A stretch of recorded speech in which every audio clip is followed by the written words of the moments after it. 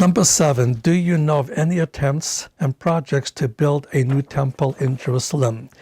There's no actual attempts to construct a new temple at this stage.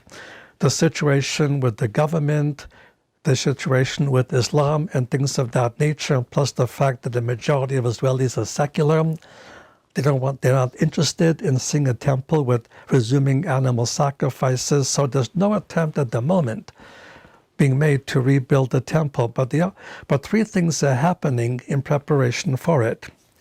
There's a group that is based in the Jewish quarter of the Old City, and they're called the Temple Mount Institute.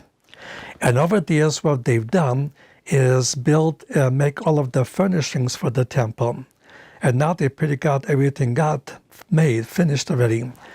And then when I used to lead my 5-week study tours of Israel, I would always make a time where I would make an appointment with them, and the group that would come with me would see all that's done.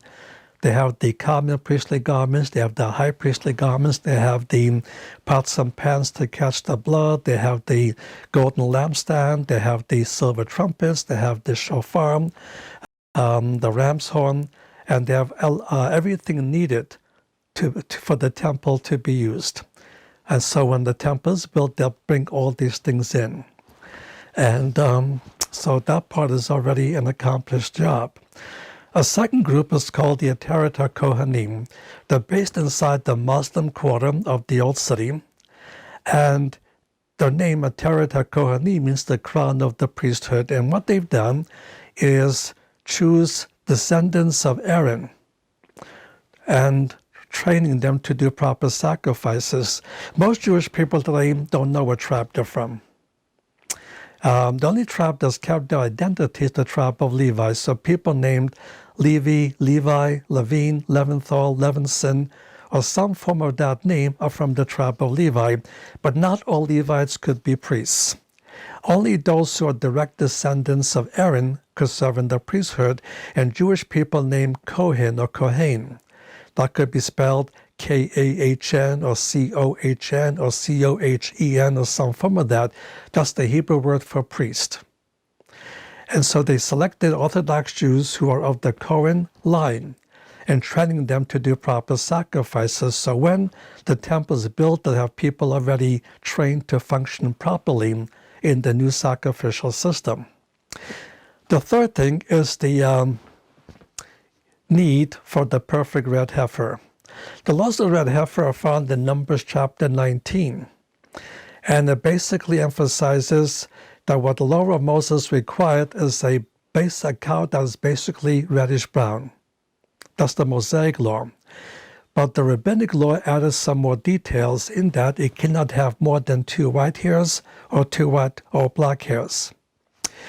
And more than 20 years ago, there was report that they have the perfect red heifer. But the red heifer was killed at the age of 3. By the time this red heifer they thought was perfect became 3 years old, it had a mixture of about 10 to 20 black hairs and white hairs and got disqualified. And as what happened, there was a Texas rancher who had several perfect red heifers. He shipped them over to Israel, and you would think that would solve the problem, but it doesn't. Because also part of rabbinic law is this: for the red heifer to be kosher, to be the red heifer offering, it must be born in Israel. It cannot be born in Texas. I guess it must be a Holstein, not an Angus. As a result of all this, they couldn't use those red heifers, but using genetic engineering, they're trying to produce the perfect red heifer. They've not been successful as yet, but they're going to keep trying till they have the perfect red heifer. So while 2 of the 3 elements are already in place, this one is not yet in place. But once that thing is in place, then you just have to wait till the culture of Israel changes and they choose to rebuild the temple. And then all these things can become functional. So again, there's no temple being rebuilt at the present time, but there are things being prepared in preparation for it.